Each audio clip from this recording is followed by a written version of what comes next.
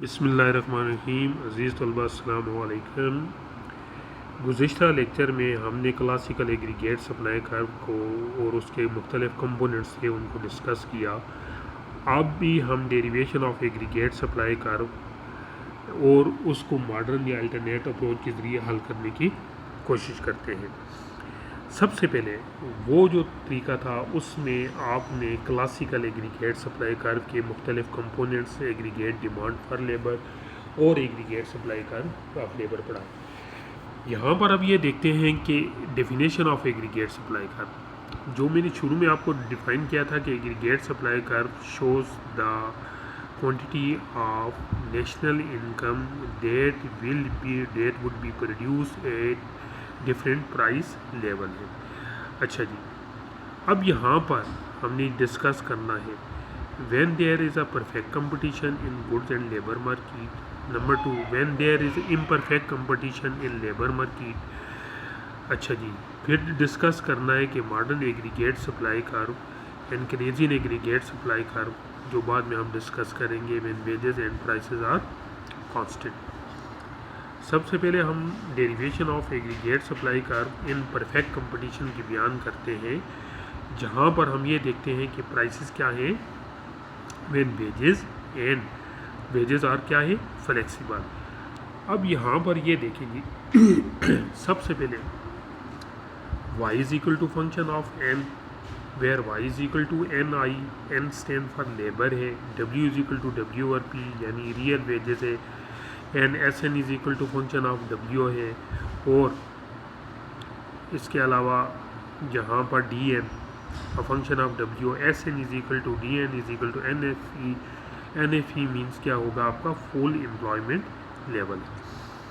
अब ये आपके पास 4 पैनल डायग्राम है। एंटी क्लॉकवाइज आप देखें, पहला जो पैनल है यहाँ पर सप्लाई ऑफ लेबर और डिमांड ऑफ लेबर है, और इक्विलिब्रियम कहाँ पर है, ई पर है, जैसे हम कहते हैं कि full employment level. X axis पर रियल वेजेस है और एन पर क्या है, लेबर है, यानी एक्सेस को चेंज कर दिया है। ठीक है जी। अच्छा जी, पैनल बी में देखें, जिस तरीके से हमारा अब मैंने ये बताया था कि y is equal to function of N, पहले y होता था y एक्सेस पर, अब एक्स एक्सेस पर नेशनल इनकम है और लेबर क्या है y एक्सेस पर, यानी NFE फुल एम्प्लॉयमेंट लेवल। सी क्या है आपका, ये लेवल ऑफ आउटपुट और प्राइसेस का है, और जो पैनल डी है इसमें प्राइसेस है और रियल वेजेस है। अब बेसिक इक्विलिब्रियम या फुल एम्प्लॉयमेंट लेवल पैनल ए में जहाँ पर SN और DN होता है उसको हम कहते होते हैं फुल एम्प्लॉयमेंट लेवल। जहाँ पर फुल एम्प्लॉयमेंट लेवल होता है वहाँ पर पैनल बी देखें, y is equal to function of B N है, वहाँ पर आपका फुल एम्प्लॉयमेंट लेवल है। जहाँ पर फुल एम्प्लॉयमेंट लेवल होगा वहाँ पर फुल आउटपुट लेवल है। इसी तरीके से यहाँ पर आप पैनल सी में देखें, लेवल ऑफ आउटपुट बिल्कुल पैरेलल है और इसके सामने पी है। अब फुल एम्प्लॉयमेंट लेवल पर हमें मिसाल के तौर पर बी पॉइंट हासिल होता है, और इसी तरीके से रियल वेजेस और प्राइसेस में हमें जी पॉइंट हासिल होता है। अब हम अज्यूम करते हैं कि प्राइसेस इंक्रीज़ होकर क्या हो जाती हैं, P2 हो जाती है, तो नॉमिनल वेजेस भी बढ़कर H पर चली जाती हैं और हमें A पॉइंट हासिल होता है, जिससे प्राइसेस भी बढ़कर ऊपर की तरफ चली जाती है। इसी तरीके से G से हम नीचे की तरफ चलते हैं, ये पॉइंट हमें K हासिल होता है, नॉमिनल वेजेस भी कम होकर नीचे की तरफ आ जाती है और प्राइसेस भी कम हो जाती है।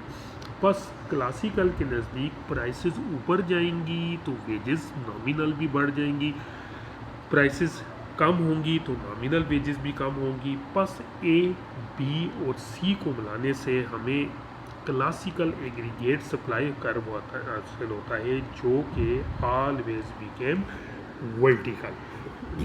वर्टिकल मीन्स क्या है कि प्राइसेस बढ़ने से आपकी नॉमिनल वेजेस बढ़ जाएंगी, प्राइसेस कम होने से आपकी नॉमिनल वेजेस भी कम हो जाएगी। अजीज़ तलबा, ये 4 panel diagram with the help of assumptions आप आसानी के साथ डिफ़ाइन कर सकते हैं और मॉडर्न तरीके से आप बता सकते हैं कि किस तरीके से आप एग्रीगेट सप्लाई कर्व को डिफ़ाइन कर सकते हैं।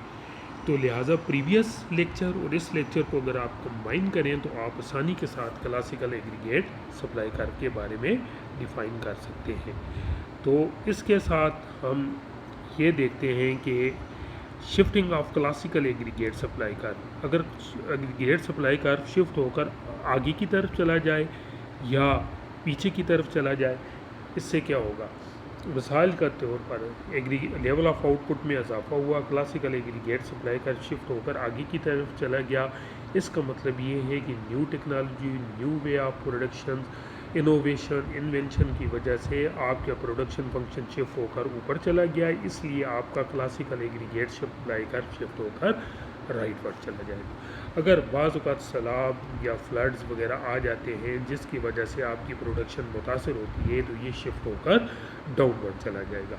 लिहाजा आपने सबसे पहले क्लासिकल एग्रीगेट सप्लाई कार को ड्राइव करना है, ऊपर ये बताना है कि ये शिफ्ट होकर आगे की तरफ क्यों जा रहा है और ये शिफ्ट होकर पीछे की तरफ क्यों जा रहा है। तो अज़ीज़ तलबा, मैं उम्मीद करता हूँ कि क्लासिकल एग्रीगेट सप्लाई कार की रिवीजन जो हमने की है इसको आप अच्छी तरीके से समझ रहे होंगे और कोशिश करेंगे सेल्फ असाइनमेंट में इसको